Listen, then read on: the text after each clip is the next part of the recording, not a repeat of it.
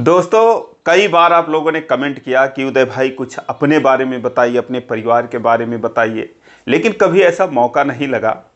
अभी हाल ही में मैं 7-8 दिनों के यात्रा पर गया हुआ था। अभी कल ही लौट कर आया हूँ। दार्जिलिंग गया था, फिर गंगटोक गया था, नाथला पास गया था जो कि भारत चाइना का बॉर्डर है, एकदम पीक पॉइंट पर गया था। तो मैं सोचा कि बस यही मौका है, इसी जर्नी के जरिए मैं आप लोगों के अपने बारे में बता देता हूं आप लोगों को, और साथ ही अपने परिवार के बारे में भी बता देता हूं। और साथ ही में मैं अगर घूमने गया था तो कितना खर्चा लगा, क्योंकि अगर आप भी जाना चाहते हैं, क्योंकि बहुत ही अच्छी जगह है जहां पर मैं गया हुआ था, दार्जिलिंग से नाथला।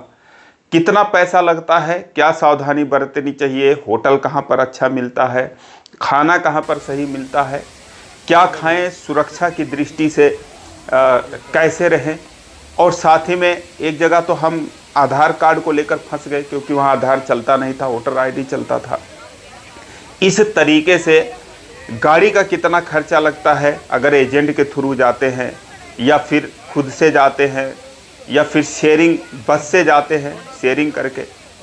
तो ये सारी चीज़ें जानकारी मैं आपको एकदम से बताने वाला हूँ। साथ में अपनी जो फैमिली, हम लोग कितने लोग गए थे, तो ये सारी चीज़ें मैं आपको बताऊँगा। और ए टू जेड कितना खर्चा लगता है ये भी मैं आप लोगों को बताऊँगा। तो कुल मिला जुला कर ये वीडियो जो है दोस्तों, बहुत ही एक तो नॉलेजेबल होने वाली है, बहुत ही इससे आपको जानकारी भी मिलने वाली है। तो शुरू से अंत तक आप इस वीडियो में बने रहिएगा, आपको बहुत कुछ जानकारी मिलेगी। बहुत सी ऐसी जगह थी जहां पर जाने के बाद दोस्तों रोंगटे खड़े हो गए। एक बार तो बहुत पछताया कि यहां पर क्यों आया, पता नहीं जान बचकर वापस हम लोग जा पाएंगे कि नहीं। लेकिन दोस्तों कुल मिला जुलाकर बहुत ही रोमांचक सफ़र रहा। एकदम लाइव बर्फबारी देखने को मिली।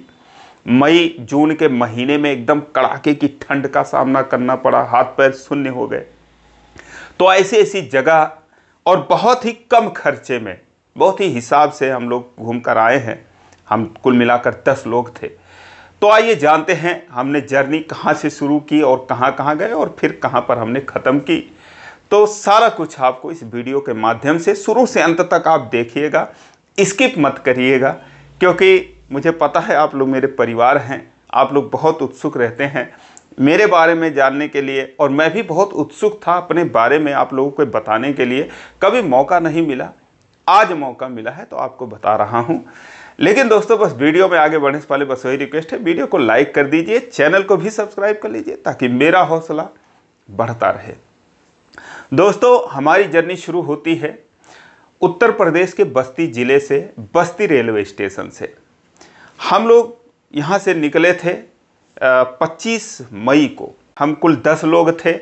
मेरी पत्नी थी, मेरी एक बेटी, बेटा, मैं और मेरी वाइफ की एक बहन थी, उनसे छोटी थी, उनके 2 बच्चे। उनके पति नहीं जा पाए क्योंकि वो एक स्कूल के प्रिंसिपल हैं और जनगणना में उनकी ड्यूटी लग गई, तो इसीलिए वो बहुत चाहते हुए भी नहीं जा पाए। वो कहने लगे भाई साहब थोड़ा दिन बाद चलिए। लेकिन हमने कहा यार, क्योंकि हमारे एक और मित्र थे जो कि हमारे साथ में जा रहे थे और उनके कहने पर ही मैंने ये यात्रा करी। वो साल में 2 बार घूमते रहते हैं, मतलब अक्सर वो घूमते रहते हैं। उन्होंने ही हमें तैयार किया। हमने कहा चलो भाई आपके कहने से हम चलते हैं। तो दोस्तों हम बस्ती से बैठे और ट्रेन पर और न्यू जलपाईगुड़ी जाकर वेस्ट बंगाल में जाकर उतरते हैं। आप कहीं से भी जाएंगे, अगर दार्जिलिंग घूमने जा रहे हैं तो आपको न्यू जलपाईगुड़ी में ही उतरना पड़ेगा, वेस्ट बंगाल में। दार्जिलिंग भी वेस्ट बंगाल में ही है, वहाँ आपको उतरना ही उतरना पड़ेगा। वहाँ से आपके पास कई ऑप्शन हैं। एक तो है टॉय ट्रेन, जो कि वहाँ से करीब 80 किलोमीटर आपको दार्जिलिंग की यात्रा करनी पड़ती है। पहाड़ी रास्ते हैं, बहुत ही खूबसूरत रास्ता है। अगर आप टॉय ट्रेन से जाते हैं तो 7-8 घंटे लगते हैं। तो मेरी सलाह है आप टॉय ट्रेन से ना जाएं, क्योंकि आप बोर हो जाएंगे।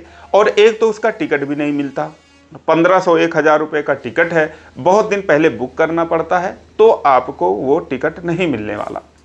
सबसे बेहतर होगा अगर आप 5-6 लोग हैं तो आप गाड़ी बुक कर लीजिए। गाड़ी वहाँ पर जो चलती है 80 से 90% टाटा सूमो गोल्ड ही चलती है, क्योंकि कहते हैं इनमें बहुत पावर होती है। मैंने ड्राइवरों से बात की, वो कहते हैं इसमें बहुत पावर होता है, कंट्रोलिंग सिस्टम अच्छा होता है, इसीलिए टाटा सूमो गोल्ड ही चलती है।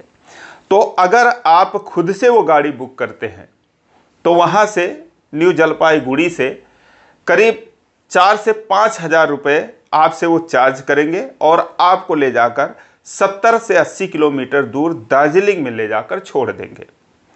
और अगर आप एजेंट के थ्रू, क्योंकि वहाँ पर तमाम ट्रैवलिंग ऑफिस हैं, वहाँ पे बहुत सारे लोग बैठे होते हैं, उनसे आप जाएंगे, गाड़ी बुक करेंगे तो वो पूरा आपको पैकेज बता देंगे। अगर आप संभव हो तो सबसे अच्छा है कि आप पैकेज ले लीजिए। जैसा कि हम 10 लोग थे, हम लोगों ने पैकेज ले लिया था। हमारे में 7 बड़े थे और 3 छोटे छोटे बच्चे थे जो कि 6 साल से नीचे के थे। तो हमने पैकेज के थ्रू टाटा सूमो गोल्ड लिया। अब जब एजेंट से हमने बात करी तो बहुत बार्गेनिंग करनी पड़ी। उन्होंने पहले तो मांगा 44,000 रुपये। 44,000 रुपये में उन्होंने ना सिर्फ दार्जिलिंग का बल्कि वहाँ से गंगटोक और नाथुला पास इन सब का घुमाने का भी खर्चा, प्लस टोल टैक्स वगैरह का सब कुछ खर्चा वो खुद से ही अपना पे करने वाले थे। साथ ही में आप अगर भारत चाइना सीमा पर जो नाथुला पास है वहाँ का अगर एक आदमी का पास बनवाएंगे तो 200 से 250 रुपये लगता है। यानी कि हम अगर 10 लोग थे तो हमारा 2,500 रुपये जो पासिंग का लगना था वो भी इनको ही पे करना था, उसी 44,000 में।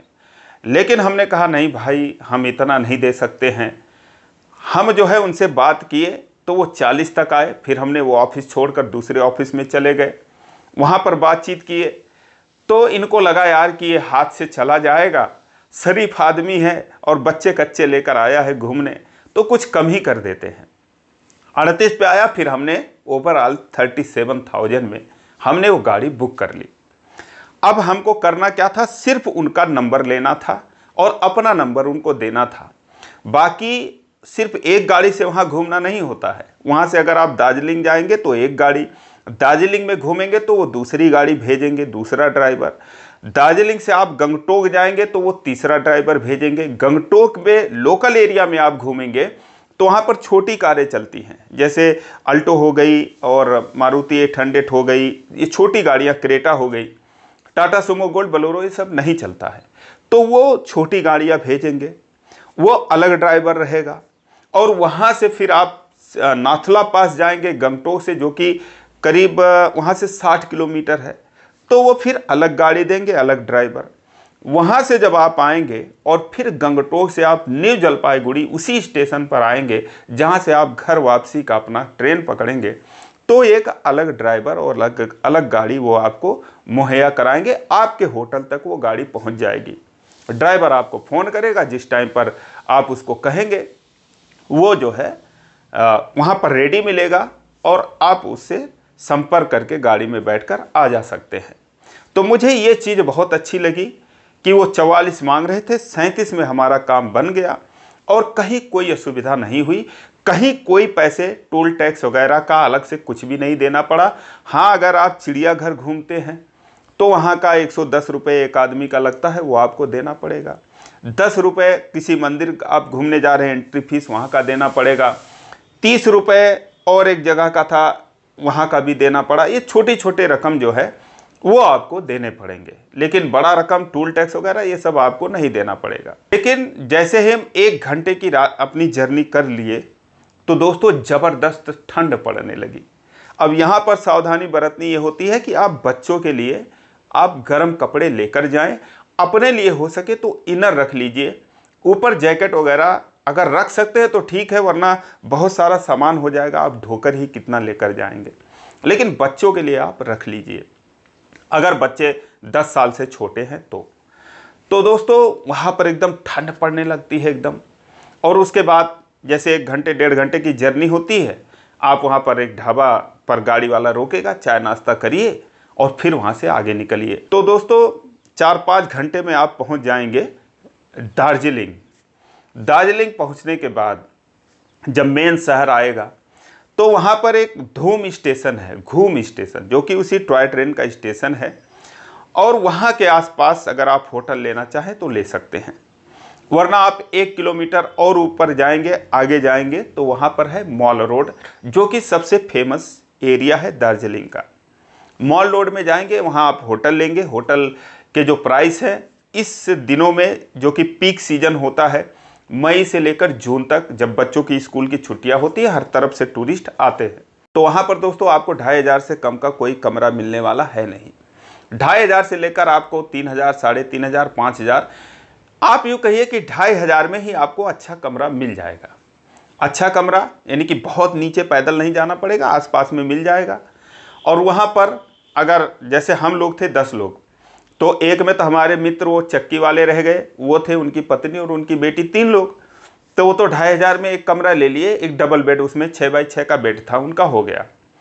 और हम लोगों को ऐसा कमरा लेना पड़ा जिसमें 2 बेड होते हैं, तो एक पर मेरी जो वाइफ की पत्नी थी, उनकी 2 बेटियां थी, वो हो गए, और एक पर हम 4 लोग हो गए। 6x6 का बेड था, ईजिली कोई दिक्कत नहीं हुई।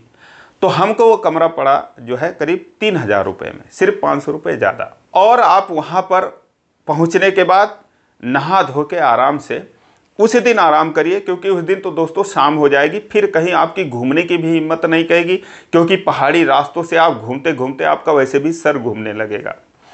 तो आप आराम कीजिए और उसके बाद नहा धोकर मॉल रोड पर जाइए, वहाँ पर कुछ घूमिए पैदल ही, और उसके बाद वहाँ पर खाना वगैरह खाइए। खाना वगैरह खाने में भी सावधानी बरतनी है।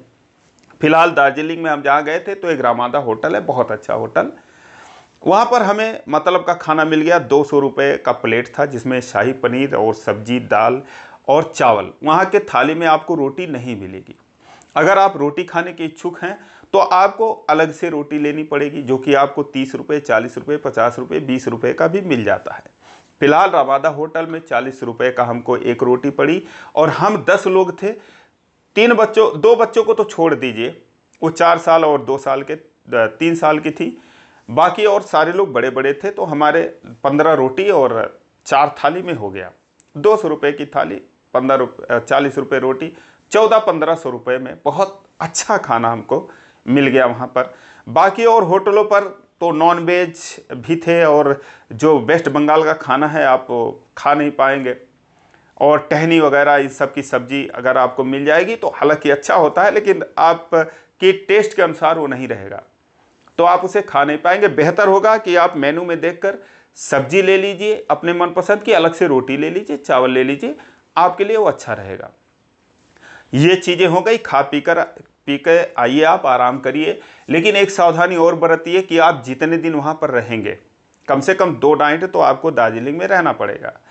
तो आप जितने दिन वहाँ पर रहे, आप जो है अपने अंडरवियर और बनियान उतने सेट लेकर जाएं, क्योंकि एक बार नहा लिए तो वो सूखने वाला है नहीं, चाहे 3 दिन रहें, 4 दिन रहें, क्योंकि वहाँ के कमरों में पंखा नहीं होता, क्योंकि वहाँ ठंड ही पड़ती है। मई जून महीने में टेम्परेचर 15-16 डिग्री रहता है, तो ठंड पड़ती है। पंखे रहते ही नहीं किसी रूम में कि पंखा चला के घूमने चले जाओ और कपड़ा सूख जाए आपका 2, 4, 6 घंटे में कुछ। तो इस टाइप से आप भैया अलग से ये सारी चीज़ें लेकर जाएं। ऊपर के कपड़े आपके इतने गंदे होने नहीं हैं, क्योंकि ना तो धूल मिट्टी उड़ती है, ना तो पसीने होते हैं, तो आपका एक के बजाय 2 दिन चल जाएगा। तो आप ये सावधानी बरतिए। फिलहाल जब आप उस दिन रात को रहेंगे, अगले दिन आपका घूमना शुरू होगा। अगर आप एजेंट के थ्रू बात करे रहेंगे तो वो गाड़ी वहाँ पर भेज देंगे, ड्राइवर का नंबर आपको दे देंगे, और जो है आपका नंबर जो है ड्राइवर का इस तरीके से हो जाएगा। आप ड्राइवर को कॉल करेंगे या ड्राइवर आपको कॉल करेगा कि सर हम सुबह कितने बजे आ पाएँ। तो सुबह की जो आपकी पहली जर्नी होगी वो होगी टाइगर हिल की। वहाँ पर आप जाएंगे तो वहाँ पर क्या होता है कि सन राइजिंग होता है, जैसे सूरज उगता है ना, तो 5 बजे के आसपास उगता है। तो कंचनजंगा की जो पहाड़ियाँ होती हैं, उस पर जब उसकी सुनहली रोशनी पड़ती है, पीली रोशनी, तो पहाड़ी एकदम गोल्डन कलर की चमकती है। टाइगर हिल की चोटी पर जाने के बाद सारे टूरिस्ट वही नज़ारा देखने के लिए जाते हैं सन उगते समय, यानी कि सूरज के उगते समय। लेकिन हमारे बारी में बदकिस्मती ये थी कि बादल छाया हुआ था, कोहरा था, क्योंकि दोस्तों वहाँ रास्ते भर कोहरा आपको मिलेगा। उसकी कोई गारंटी नहीं है कि आपको वो चोटी देखने को मिलेगी या नहीं मिलेगी। अक्टूबर नवंबर में जाएंगे तो शायद ओस नहीं रहता है, उस समय ये देखने को मिलता है। मई जून में बहुत रेयर है। फिलहाल हम लोग दोस्तों 4 ही बजे उठे, 4 क्या 3 ही बजे उठे और बिना नहाए धोए गाड़ी, ड्राइवर तो भाई अगर वो 4 बजे बुलाएंगे 4 बजे भी रात को आ जाएगा। हम सारे लोग बैठकर उसके बाद गए टाइगर हिल की चोटी पर, लेकिन हमको सूरज उगना नहीं नसीब हुआ, नहीं देख पाए हम लोग। दोस्तों ना सिर्फ हम लोगों को अफसोस हुआ बल्कि वहाँ पर सैकड़ों टूरिस्ट थे, बल्कि हजारों थे। किसी को देखना नहीं नसीब हुआ तो हम लोग वहाँ से लौट आए। उसी दिन सुबह का दूसरा पॉइंट होता है वो होता है बतासिया लूप। बतासिया लूप पर आप जाएंगे, बहुत एंजॉयमेंट करेंगे। वहाँ पर आपको टॉय ट्रेन आकर वहीं पर खड़ी मिलेगी, उसमें बैठकर आप फ़ोटो खिंचा सकते हैं, इंजन के साथ फ़ोटो खिंचा सकते हैं। तो आपको टॉय ट्रेन का अलग से टिकट लेने की ज़रूरत नहीं है। अगर आप लेना चाहें तो लोकल में भी वो 2-2.5 घंटा घुमाता है, 1000 या 1500 रुपये लेता है। कोयले वाली इंजन भी होती है जो कि स्टीम इंजन से चलती है, डीजल वाली भी इंजन होती है। आपको बैठने का मज़ा लेना हो तो वहाँ पर भी बैठकर फ़ोटो आप उसमें खिंचा सकते हैं। बतासिया लूप में बहुत मज़ा आने वाला है। वहाँ पर आप वहाँ का जो ट्रेडिशनल ड्रेस होता है वो आप पहनकर फ़ोटो खिंचा सकते हैं। 50 रुपये लगता है एक पर्सन का, फटाफट पहना देते हैं। आप फ़ोटो वगैरह खिंचाइए, घूमिए और फिर लाकर वहाँ पर निकाल दीजिए। तो बतासिया लूप में बहुत मज़ा आता है, इसे देखकर एकदम से अच्छा लगता है। उसके बाद आप एक और जगह जाएंगे। सुबह के टाइम में आपको 3 पॉइंट दिखाते हैं। एक होता है टेम्पल जो कि बुद्धिस्ट मोनेस्ट्री है, बुद्ध भगवान का बहुत शानदार टेम्पल है, बहुत शांतिपूर्ण। वहाँ में म्यूजियम भी है। तो सुबह के टाइम पे आपको ये 3 दिखाएगा वो, और उसके बाद ड्राइवर आपको होटल पर लाकर छोड़ देगा कि आप लोग सुबह 3-4 बजे के उठे हैं तो कुछ आराम कर लीजिए, चाय नाश्ता कर लीजिए। उसके बाद आप निकलेंगे तो आपको सबसे पहले वो जो है दोपहर के बाद के टाइम में टी गार्डन घुमाएंगे। टी गार्डन में आप जाएंगे तो वहाँ पर चाय का बागान जो कि आप बहुत पहले से देखते आएंगे, ऐसा नहीं है कि सिर्फ वहीं जाकर देखेंगे। हर जगह रास्ते में भी आपको टी गार्डन देखने को मिल जाएगा। तो वहाँ जाएंगे आप, ज़्यादा टाइम वेस्ट मत करिए। वहाँ पर टी के स्टॉल लगे होते हैं जो कि पहले आपको चाय टेस्ट कराएंगे। 2 तरीके की चाय पिलाते हैं मुफ्त में, एक गिलास। वो आपको पीने में मज़ा आ जाएगा क्योंकि मुफ्त में चाय पिलाते हैं। एक चाय वहाँ 25 रुपये की है तो 50 का चाय तो वैसे पी लेंगे। और इसलिए पिलाते हैं क्योंकि आप उनकी चाय की पत्ती खरीदेंगे। 500 रुपये किलो का चाय पत्ती होता है, बहुत अच्छा चाय पत्ती होता है। अगर आप चाहे तो 250 ग्राम ले लें, चाहे तो आधा किलो, चाहे तो 1 किलो ले लें। फिलहाल हमारी फैमिली लंबी थी तो हम तीनों लोगों ने 1-1 किलो चाय की पत्ती ले ली। और उसके बाद फिर हम लोग तुरंत गाड़ी में बैठे क्योंकि हमें 7 पॉइंट उस दिन घूमना है। सबसे मेन जो है बतासिया लूप तो हो गया, सबसे अच्छा था। उसके बाद आपको चिड़ियाघर घूमना जरूरी होता है। उसमें नहीं जाएंगे तो समझ लो दार्जिलिंग में कोई मज़ा नहीं आने वाला है। चिड़ियाघर में आपको क्या है कि वहाँ पर आपको टाइगर मिलेगा, सफ़ेद टाइगर, बंगाल टाइगर, हिरण मिलेंगे, एक भालू वहाँ पर मिलेगा, पांडा मिलेगा। और इसके अलावा एक वहाँ पर म्यूजियम है। म्यूजियम में सबसे शानदार बात क्या है कि वहाँ पे 200, 250, 300 साल पुराने पक्षियों के अवशेष रखे हुए हैं। एकदम से उनके शरीर रखे हुए हैं, ऐसे लगेगा नहीं कि ये मुर्दा है। लेकिन दोस्तों अब वो वहाँ पर हमेशा बर्फबारी रहती है, ठंड रहता है, तो पहाड़ में कहीं भी कोई पक्षी मर गया, कुछ ऐसे पक्षी आज के डेट में विलुप्त भी हो चुके हैं, तो उनके भी शरीर रखे हुए हैं। बहुत अनोखे अनोखे तरह के पक्षी। तो आप म्यूजियम में वो देखेंगे 200 साल, 250 साल, 300 साल पुराने पक्षी। और इसके अलावा एक मगरमच्छ है, 18 फीट 2 इंच का रखा हुआ है। शेर और बाघ और भालू, टाइगर, अजगर, बहुत सारे जानवरों के एकदम हूबहू शरीर रखे हुए हैं। उनके स्कल्स रखे हुए हैं, यानी कि सिर्फ कंकाल वहाँ पर रखे हुए हैं। वो चीज़ आपको देखने में बहुत मज़ा आने वाला है। वो आप देखेंगे तो खुश हो जाएंगे। बच्चे आपके साथ हैं तो वो देख के बहुत मज़ा आता है उनको। फोटोग्राफी वहाँ पर अलाउ नहीं है, वरना फ़ोटो उसका खींच के लाते हम आपको ज़रूर दिखाते। पूरे का पूरा अजगर, उसका मृत शरीर रखा हुआ है, तो वो चीज़ आप देखेंगे, आपको अच्छा लगेगा। वहाँ का टिकट 110 रुपये है। आप वो टिकट ज़रूर कटाकर वहाँ पर देखिए। और उसके बाद फिर आप शाम को आपको घूमते घूमते 5 बजे के बाद सारी साइड बंद हो जाएगी। ड्राइवर आपको लाके 6 बजे आपके रूम पर छोड़ देगा। आपका दार्जिलिंग का सफ़र समझो पूरा हो गया। बस यही है, और दार्जिलिंग में इससे ज़्यादा कुछ है नहीं। वहाँ पर सिर्फ आपने फिल्मों में नाम सुना है और बहुत नाम बचपन से सुना है। लेकिन दोस्तों दार्जिलिंग में हमारे और एक मित्र गए थे, जो भी जाता है कहता है यार बड़ा कंजस्टेड है, क्योंकि वहाँ बहुत भीड़ भाड़ है, पतले पतले रास्ते हैं, कहीं आपको पैदल चलने का रास्ता नहीं। तो आप अगर घूम घाम के वहाँ से आपकी जर्नी हो जाती है पूरी। अगले दिन सुबह अगर आप घर वापस आना चाहते हैं तो आपको न्यू जलपाईगुड़ी वो लाकर छोड़ देगा। लेकिन जो मैंने 37,000 वाला पैकेज आपको बताया था, वो देखो मैं यहाँ पर कंपनी का नाम नहीं बता रहा हूँ, वरना आप लोग कहोगे कि कंपनी का भाई साहब प्रचार कर रहे हैं, उसका नाम मुझे उससे लेना देना नहीं है। आप लोग ठगाओ मत, क्योंकि आपको कोई 50,000 भी मांग ले, जैसे उन्होंने मुझसे 44 मांगा प्लस 4,000 और मांगे थे लोकल पॉइंट घुमाने के, जो कि गंगटोक के थे। 48 मांगे थे पर हमने 37 में किया। तो आप ये सावधानी बरतिएगा। अब दार्जिलिंग में वो आपकी जो है वो जर्नी पूरी हो गई। रात को आराम से खा पी कर सोइएगा, दिन भर थके रहेंगे। सुबह जो है आपको गाड़ी मंगा लेनी है, बोल दीजिएगा भाई साहब हमको 7 बजे गाड़ी चाहिए। सुबह आप नहा धोकर आप निकल सकते हैं, कहाँ, गंगटोक के लिए। मेरा कहना है कि अगर आप दार्जिलिंग जाएं तो गंगटोक जरूर जाएं, वरना दार्जिलिंग से घूम कर आएंगे आप बोलेंगे यार मज़ा नहीं आया, पैसे वेस्ट हो गए।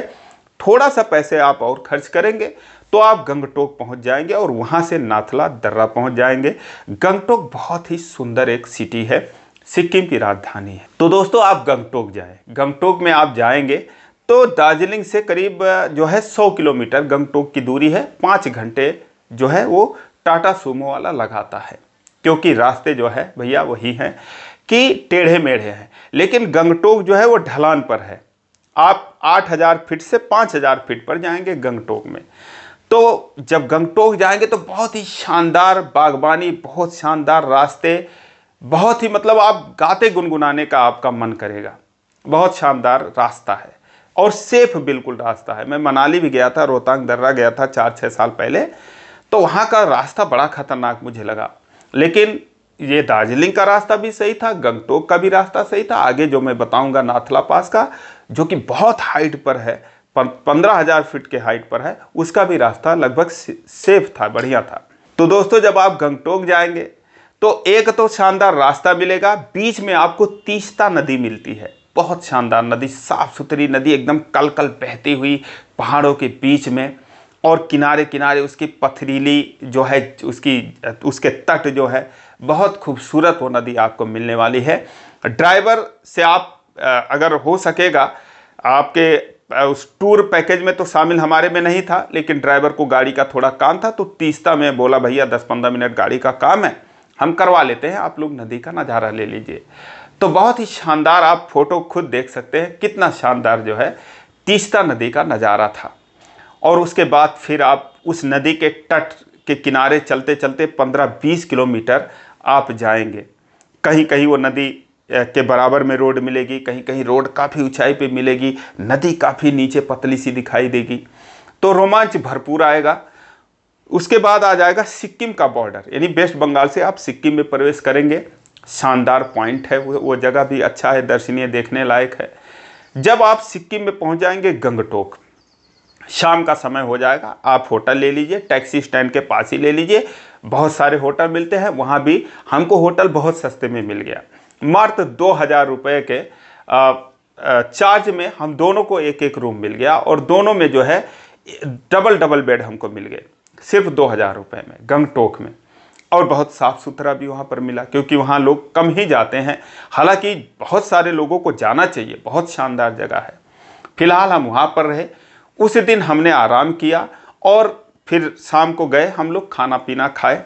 दिन भर के थके हुए थे, हालांकि दार्जिलिंग से गंगटोक के बीच में एक जगह ड्राइवर ने गाड़ी रोकी थी, वहाँ भी हमने कुछ मैगी सैगी, जो भी बच्चों को पराठा वगैरह खाना था वो भी हमने खाए, लेस और कुरकुरे चिप्स वगैरह लेकर हमने खाए। तो जब हम गंगटोक पहुँचे, टैक्सी स्टैंड पर हमने होटल लिया और वहाँ पर रात गुजारे। खाना पीना खा के, थोड़ा बहुत खाने का तो मन करता नहीं, क्योंकि शरीर जो है दोस्तों बहुत थक जाता है, तो थोड़ा बहुत खाए। उसके बाद फिर हमारा ड्राइवर शाम को फ़ोन किया। दोस्तों मुझे लग रहा है कि वीडियो बहुत लंबी हो जा रही है, इसको 2 पार्ट में कर देते हैं। तो अगला पार्ट जो है बस आपको कल ही डाल दूंगा, ज़रूरत पड़ेगी तो, अगर नहीं तो परसों डाल दूंगा। फिलहाल अभी के लिए इतना ही। अगले पार्ट का आप इंतज़ार करिए और तब तक के लिए जय हिंद।